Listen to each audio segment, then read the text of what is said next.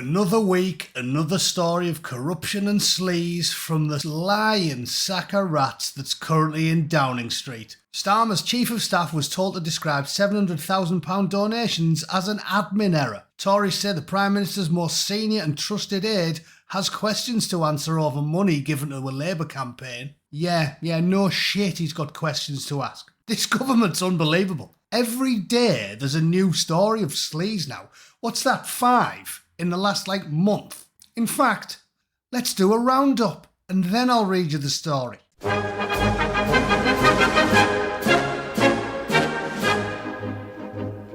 Right, so it's happened again. This was in the Telegraph when I woke up and started reading it this morning. Just more corruption and sleaze from an absolute ratbag of a PM. This is definite premium AAA unleaded political corruption, and everybody knows it. But just for fun, let's recap over the stories that we've had just this year. I mean, it's not like a long period of time has passed, and he started getting complacent and the corruption just slowly crept in. This administration has just been a burning wheelie bin since the very first day the androgynous android Gimp first crossed the doorstep into Downing Street and then tried to bum Larry the cat. In January, Elon Musk was rightly slamming him, pointing out that essentially what Keir Starmer was doing. Used his name. Keir Starmer. Gay! I'll tell you what, we'll just say the PM for the time being anyway, until Andy Burnham jumps in his grave. What the PM was doing was trading little girls' sanctity for votes. That's what he was doing. Visgrad24 pointed out that what he'd said was anyone who was demanding a new inquiry into the endemic issue, we now know it's 85 cities, at least 250,000 victims, anyone who said this was a big problem was going to be far right. Yeah, totally reasonable thing to say. And when politicians, and I mean politicians, who sat in government for many years, are casual about honesty, decency, truth, and the rule of law, calling for inquiries because they want to jump on a bandwagon of the far right, then that affects politics.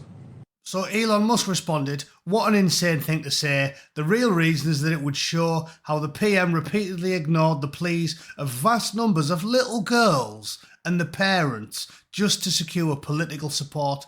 He is utterly despicable. Yes, he is.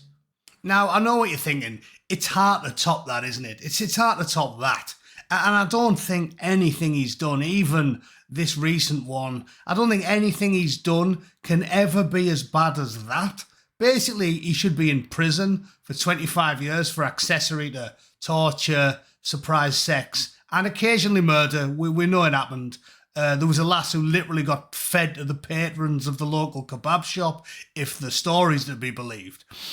So he should be in prison for 25 years. It's not going to get worse than that, is it? There's nothing worse than letting legions of foreign men torture little girls just for your political power. There's nothing worse than that. He's worse than Nixon as far as I'm concerned. Nixon was a choir boy compared to that sack of shit. So it's not going to get worse than that, but we'll just sum up a few more scandals before we get to the big one of the day. We then had his aide resigning after those famous explicit texts about the hippopotamus, perhaps the only man on planet Earth with worse taste in women than King Charles. Yeah, I don't need to provide any additional sources for that, do I? Because if you think trading in premium grade A totty like Princess Diana for whatever that is currently in Buckingham Palace, and I know she's apparently a nice lady, but come on, lads. Come on. I could neck a full pint of liquidized AAA Viagra and I'd still be thumbing in rope if I was tried on with her. She looks like a horse-human hybrid. If Simon Weston was a cavalry officer and he was riding it the same day the Galahad got napalmed by the RGs. Then we had this famous statement when he said, I would never have appointed Mandelson if I'd known about the Epstein links, but we all saw the stories and he was told about the Epstein links. So again, a blatant lie. And then we got the whole thing with the Deputy Prime Minister, which is amazing. That's the Deputy PM, kind of a big deal. And the BBC tried to paint it as this, oh, here's what we do and what we don't know story. But what we do know is the government is as bent as an £8 note, and the ginger growler is one of the most hypocritical champagne socialists any one of us has ever had the misfortune to witness get within a country mile of Downing Street. And we've even had the fat, wet blanket, barren, greenback-looking twat Andrew Neil come out and say, in 55 years of covering politics, I've never accused any UK government of routinely telling untruths, but Starmer and co have taken lying and gaslighting to a deplorable level. That's how bad it's got. When Greenback thinks you're just a villain, Silas thinks you're beneath contempt. That's how bad it's got. And today we wake up to yet another story of brazen sleaze and corruption. Robert Mugabe had more shame than the current Prime Minister. Idi Amin, if he'd just finished stitching the arms and legs on the opposite parts of the body of one of his many victims, he'd look up, he'd put his bloody sewing needle down and go, come on, Starmer, settle down, son. Sorry, come on, Starmer, settle down. And then today we get this one. Amazing. Told to lie about £700,000 worth of donations. Marvellous. The PM's Chief of Staff was advised to describe hundreds of thousands of pounds in hidden donations as an admin error. It has emerged. Morgan McSweeney is under intense pressure over donations to Labour Together, a campaign group which helped propel the rent boy rammer to the leadership of his party. In 2021, the organisation was fined by the Electoral Commission over its handling of donations, and a leaked email from a senior Labour lawyer, seen by the Daily Mail, advised Mr McSweeney to drop an unsubstantiated claim that he had been told donations of 740 grand didn't have to be declared. Yeah, I mean, it's only 740 grand. Why would you have to declare that? It warned him he risked antagonising the Electoral Commission unless he provided evidence for the claim, and the email said that if Labour Together could not deal with questions over the donations, it may be best to simply base our case as like an admin error. In the end, the EC fined the think tank over 20 breaches of electoral law, including undeclared donations. I mean, it's only a mere 20 breaches, and they're only undeclared donations, so I'm sure there's nothing to worry about. It's not like, you know, the CCP's been giving money to the Labour Party or anything. Oh no, hang on, my mistake. Yeah, I almost forgot that Barry Gardner received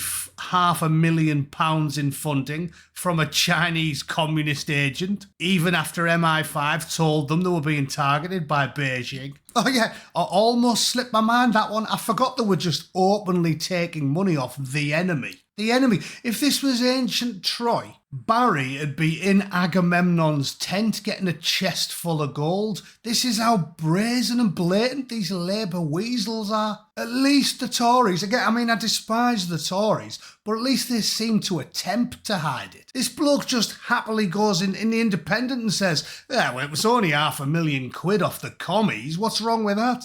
I suppose when your base know that you're open commies yourself, it's not really a big deal, is it? Doesn't bother them. Why would a woke socialist care if communists were giving them money? That's the people they're trying to cater to, isn't it? Anyway, to sum up with this story, McSweeney's now getting investigated, and the Conservatives have actually called on the police to investigate the handling of the whole thing.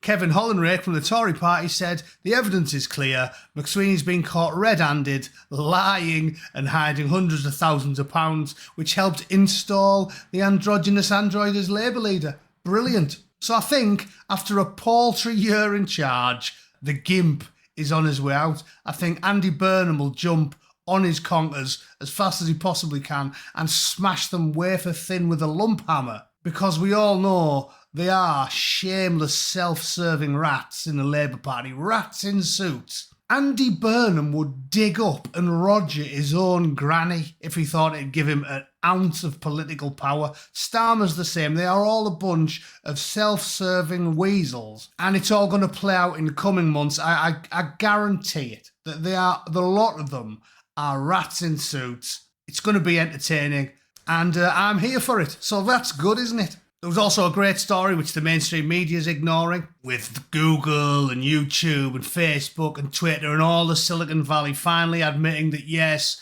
the corrupt Biden regime was lying and paying them and pressuring them and telling them to ban people like me and silence us because basically they cheated. They definitely cheated in the last election, which reminds me, when I read that Time magazine cover in like 2020, after Biden had just won, and YouTube banned me for 2 weeks for daring to read it out loud because they told us that they cheated. And you remember that? That was a fun time, wasn't it?